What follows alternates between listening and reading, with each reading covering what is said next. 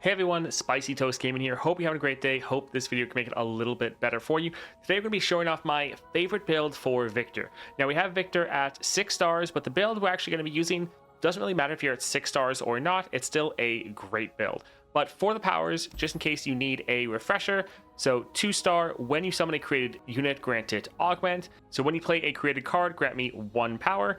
And then allies with augment have 1/1, so it immediately gets extra stats. And now your augments grant a additional 1 health. So now every time you play a created card, you're not only getting that 1 power, you're also getting 1 health, so you're just able to scale up all your units that are on the board. So this is very nice and synergizes great with created cards. Now for the 4-star, we have that spell burn. 5-star, we have that mana flow. And then for that 6-star, I'll quickly get rid of my camera here, but when you play a created spell or unit, copy it. So you're able to get massive amount of card duplication. Most of the cards you're going to be playing are going to get duplicated, which is just absolutely insane. There's so many created cards in this game, whether that's from Manifest, Invoke, the Emperor's deck, or just a whole bunch of cards that create other cards. There's also powers that do this as well, maybe making units every round. This is really, really good and very simple and straightforward. And there's pretty much no limits on this at all. It's not like the first cards you play in a round or anything like that. Just any created cards you play, if it's a spell or a unit, it gets copied. Now we do also have all the bonus stars. So reroll and regen. Support champs have tech evolution, so they get that augment. So they immediately get the 1/1 and then they can scale. Forge Chief has bounty board. So when it dies, it gives you a created unit. Now, this is a summon effect, not a play effect, so you're not going to get 2 of this unit, but it's still giving you a created unit, so it's going to have that augment, so we can keep scaling up as well.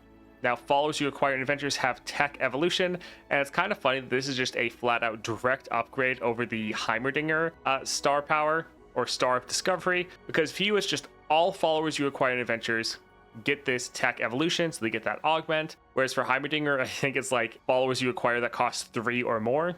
But really nice here, it doesn't have any limits on it. And then we have Hex Core upgrades. So this is the spell that Viktor makes.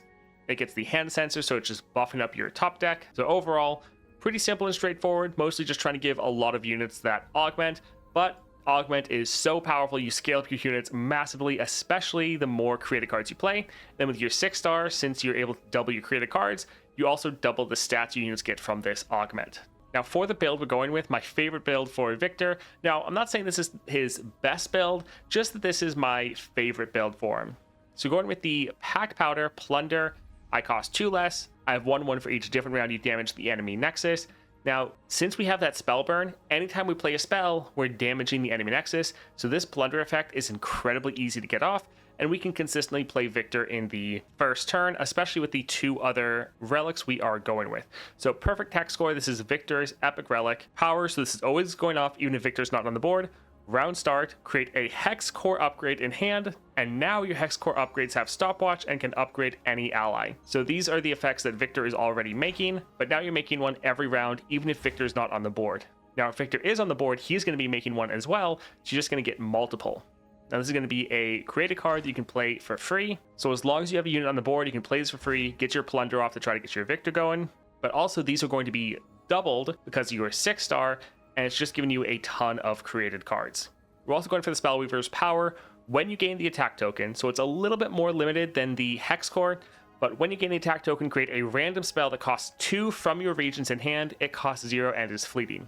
This is very nice because this is not only another created card. And remember, these created cards, in addition to their normal effects, when these are going off, they're just buffing up all of our units on the board that have augment, which should be almost all of our units, and giving them a whole bunch of scaling. So even the spells that we're getting, their effects kind of don't even matter because they're still just buffing up all of our units. So even if it's a worthless card, the fact that it's giving you another created card, as long as you can play it, is still a positive. But it's giving you a random 2-cost cards from your region, and it's going to cost nothing. This is also really nice because this gives you a more reliable way to get Viktor on the board because your Hex Core requires you to have a unit on the board to target. But the Spellweaver Symphony is giving you a random 2-cost card, and so a lot of these cards you can either target an enemy unit or it doesn't even need a target. So it just makes it even easier to get your Viktor on the board turn 1. And then you're getting all of these created cards to have their effect to go off twice because you're 6-star, but also buff up all your units. I think this is a very fun playstyle and gives you a little bit of randomness from the Spellweavers. So it helps your Viktor matches play a little bit differently because Viktor can very easily kind of fall into a very familiar play pattern where pretty much every game plays the exact same way, and so it can make your runs a little bit boring. This helps spice things up a little bit. Now, if you've been enjoying all the daily videos, a like and subscribe is greatly appreciated. We're trying to get the Viktor guide out to you in the very near future, so definitely subscribe so you don't miss that, and let's get into the video. Is this another one we need to complete? It is. All right, it's going to be super fast, but let's still go through and see how it goes. After we test out this build, we're probably going to go and test the Viktor relic on either a Yuumi or maybe even Asol. Well, yeah, one of those two. We might maybe do a poll to see what people want to see. Let's go for power here. Sorcery, stun the strongest enemy. Sorcery will be nice. Yeah. All right, Taskmaster. Let's get rid of these two.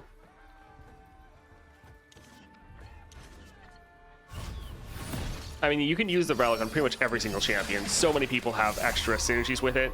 Even Jinx, the fact you just get another card that you can discard every round if you want. Like, there's so many good ways to use this. All right, so we can go for this Time Winder, which is quite nice. I suppose let's actually get rid of the Ballistic Bot. So yeah, able to play this for free. Get our Plunder going. Join the glorious evolution. Electroplating completed.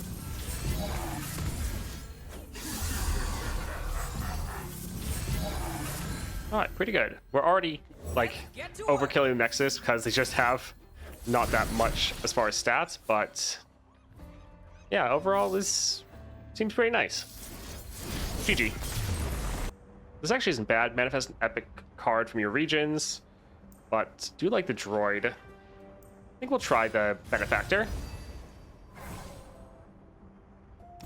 And let's see, support champion. Lucian's always a good time. He'll probably die right away, but it's fine. Yeah, that's okay. Now we can go there, so let's go for Kato. Let's get rid of most of these.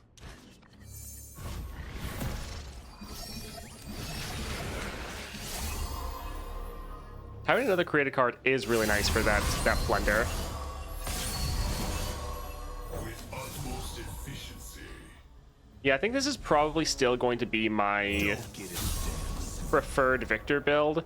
While other ones do work really well, I like that this one has that extra added randomness. So it's like, it's consistently strong, you're getting Viktor on the board turn one, but it doesn't feel quite as cheesy. It still feels like you're playing the champion. GG. Let's see. Horror stories. Sure.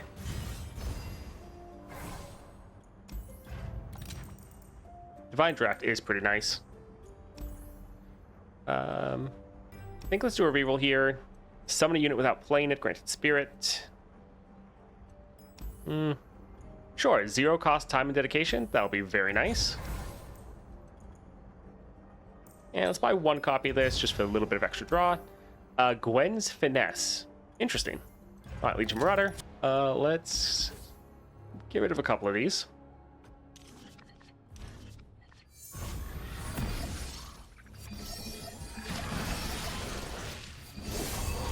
So we don't have the attack token, so we didn't get that extra spell.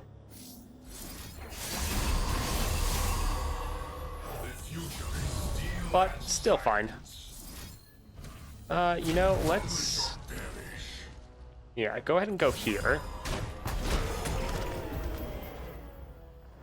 I guess none of these are actually going to be a created card. But they're still going to have that augment, right?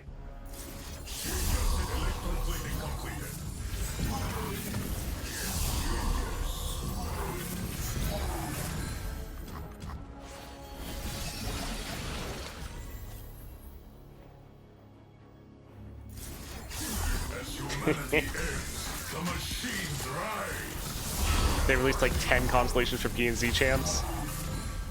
Yeah. Don't count Heimer. GG. Yeah, I think this is probably going to be my favorite build. I think it's going to be a little bit more reliable overall than the Echoing Spirit one, but Echoing Spirit is going to be able to just put generally more damage down turn 1, and it's probably a bit better for build. I just think this one's a bit more enjoyable. When someone created gem, that's not too bad. Sure. All right, let's see what we can get here. +1 starting mana. Sure, let's just go for the starting mana. We don't really care about the Hallowed at all.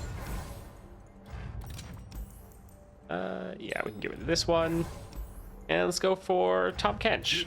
So I think we'll re-roll most of these.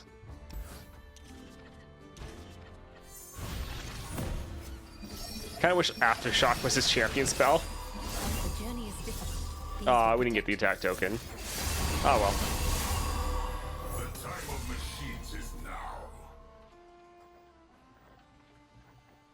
I think instead of going for Ballistic Bot, I'll go for Double Gift Giver, because them scaling up will be really good, and then they're also giving us more created cards.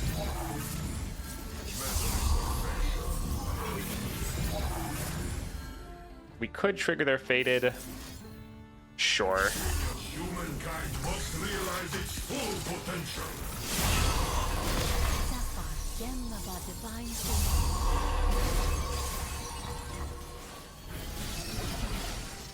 Oh, it's all the created cards. We can probably just end with our spell burn.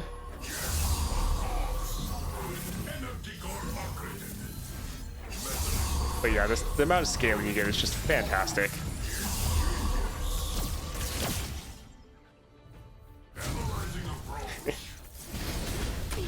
GG. Let's go for the Dragon Tooth. That can be all right. Yeah, Viktor feels stronger, definitely. I just really enjoy playing Warwick, but I would say Viktor is stronger. Stabilize, sure. Always fun. Oh, Darius' Strength. Getting 2-in-1 adventure. Cool, let's go for Riptide Rex. If we actually got Darius's 2-star, that would be insane. Like, that's one of the best 2-stars just to grab in the game. Granted, we don't really need the extra help, but...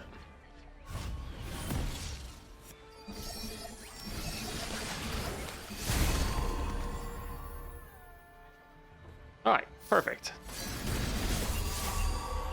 So now we have Scout Viktor, nice. Yeah, let's drop Lucian. Go for the Poro Stories.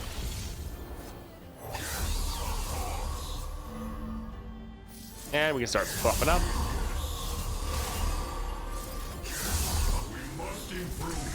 We must evolve. Electroplating completed. I feel like Viktor might have just one of the most broken 6-stars in the game, really. It gives you so much duplication. It is a bit ridiculous. GG. Warwick feels more reliable, at least to me. No RNG and scaling for everything, not just those in the board. Or is more reliable than board scaling versus removal, for example. I would still say Viktor, I think, is better, because normally you can just scale up your units even more. As long as you're not going against like super hard removal, like the Karma Adventure where there's a ton of recalls, or enemies that have a whole bunch of kill spells. Outside of those situations, I think Viktor probably has it. Maybe in those ones, yeah, the recalls aren't going to hurt you as much, but duplicating almost all the spells you're playing is just so good. Yeah, Viktor's probably up there with Swain, Fiddle, and Viego. He's definitely up there, yeah. Let's grab this here. All right, let's see. Yeah, let's go for the +1 starting mana and the rally. Oh yeah, don't really have any gold, but that is fine. Let's go for the champion item, so Crimson Disciple. I can't clear the second Karma with Viktor, with Warwick at the same upgrades I could, but yes, because it counters them more.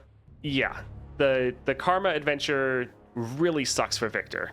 Like, that was not a good time. Warwick is much better suited to that specific adventure, so if we were just talking about that adventure, yes, Warwick definitely has it there. But I think most other adventures, Viktor probably has it. Let's Get rid of a couple of these.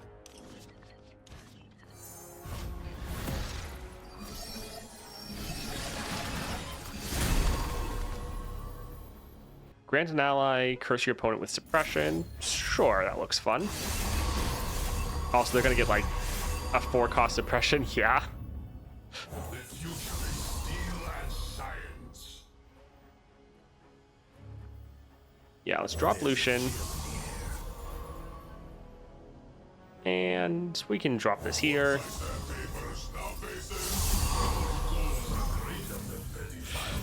We could play a whole bunch of cards here, but we can already end. Let's just go for it. GG. Sure, we can grab Lucian. Spell Shield. All right. I don't think we've drawn this card once. All right, let's go for a Lowry. Funnily enough, Viktor is probably stronger than Warwick by being simpler. Simple but effective.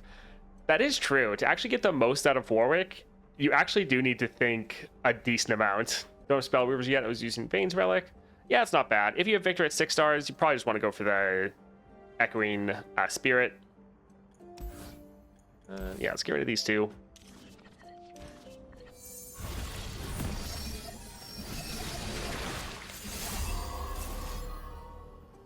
We can discard one of these.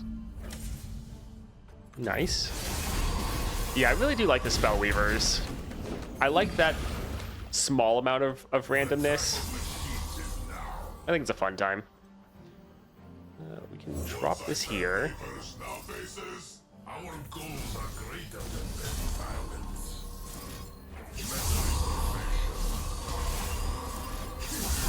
Materials, no improvements. Embrace a new vision of progress. Spellweavers also helps make sure you don't run out of things to play. Somewhat. GG.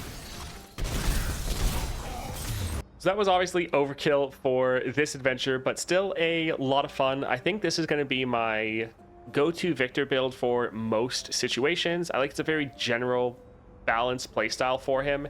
Getting Viktor on the board turn 1 is a lot of fun, and unlike Echoing, you're not really going to run out of cards to play as much. Now, I think Echoing Spirit generally has more front-loaded damage, but also you kind of run into the same issue where every match is going to play out very similar to the last.